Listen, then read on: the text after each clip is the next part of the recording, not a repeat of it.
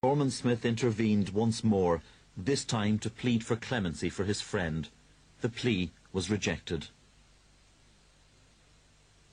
On the day of the hanging in May 1948, the British ambassador in Rangoon wrote a secret telegram to Whitehall. That telegram has remained classified for nearly 50 years, until only a few months ago the Foreign Office decided to release it to a researcher on this programme. The telegram reveals that the Chief of Police told the ambassador, and I quote, "We're now virtually convinced that there was British connivance in the assassinations."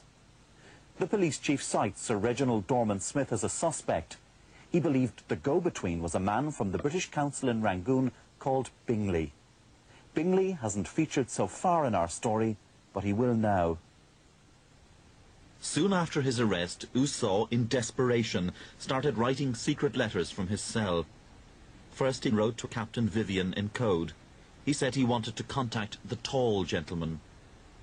Everyone got very excited because who is this tall gentleman? That was a great mystery.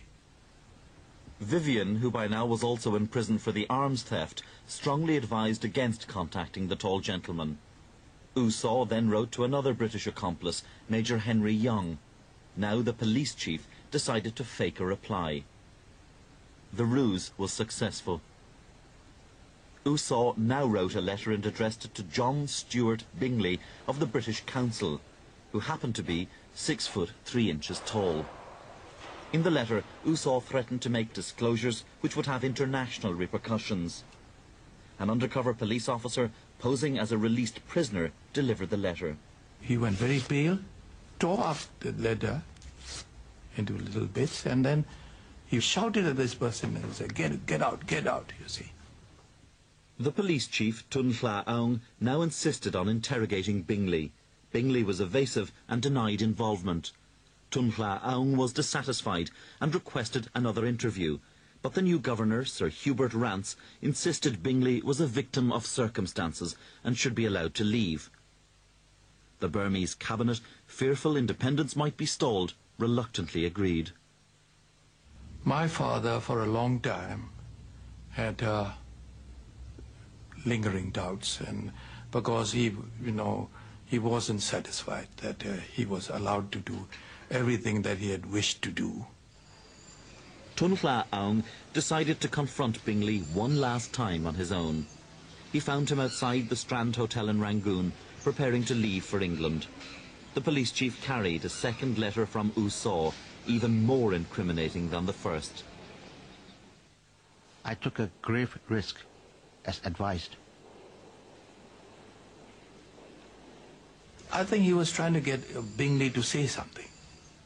That this was his last chance to get Bingley to admit. But Bingley claimed diplomatic immunity and refused to answer the police chief's questions. And finally he was allowed to leave, and my father said, "Don't you ever come back to Burma." John Stuart Bingley died in 1979 in Surrey. His internal reports on the assassination don't figure in the publicly available British Council files at the Public Record Office. Like Sir Reginald Dorman Smith, Bingley was a keen supporter of Karen independence. Recently declassified documents from 1948 reveal that Sir Reginald's group, the Friends of the Burma Hill Peoples, was, according to British intelligence, involved in the armed overthrow of the government of independent Burma in support of the Karens. Many documents on this group still remain secret. But those released identify as key figures in the group two close associates of Usaw, his brother Mong Mong Ji and his defense lawyer Benjamin Vertanes. One person who knew much concerning the assassination was Aung San's close friend and secretary at the London talks, Bo Setcha. Setcha is now dead, but he told his story to an American journalist living in Bangkok in the 1960s. Bo Setcha told me that there was a very powerful group in London. These were people who, during the war, had been in the secret intelligence services. They had been involved diplomatically with Burma, militarily, and also with the Secret Service. Since that time, some of them had risen to the House of Lords. Others were very powerful in the upper reaches of the British government, but they were essentially left over from the Conservative government, and now with the new Labour government found themselves unable to act directly to influence British policy. So they had to act obliquely and in the shadows due to their determination to get revenge on Aung San and to prevent Aung San's triumphant independence for Burma. And one other person involved in the Karen campaign who was also involved in U Saw's conspiracy was Captain David Vivian.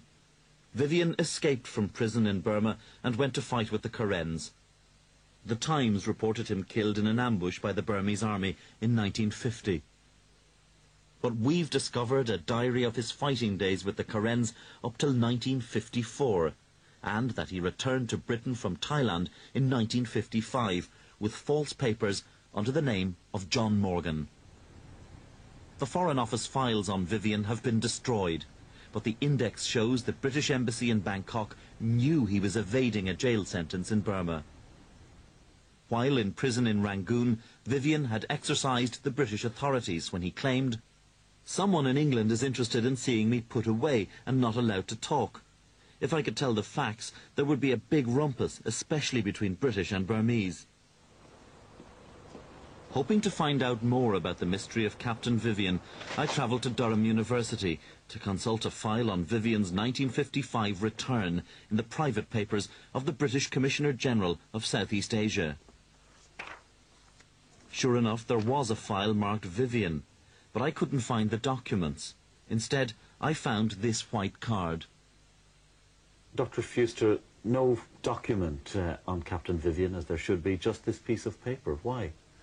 Because after the papers were catalogued, the members of staff of the Foreign and Commonwealth Office examined them and retained a considerable number of papers on account of their sensitivity, and these papers that you're mentioning still have residual sensitivity.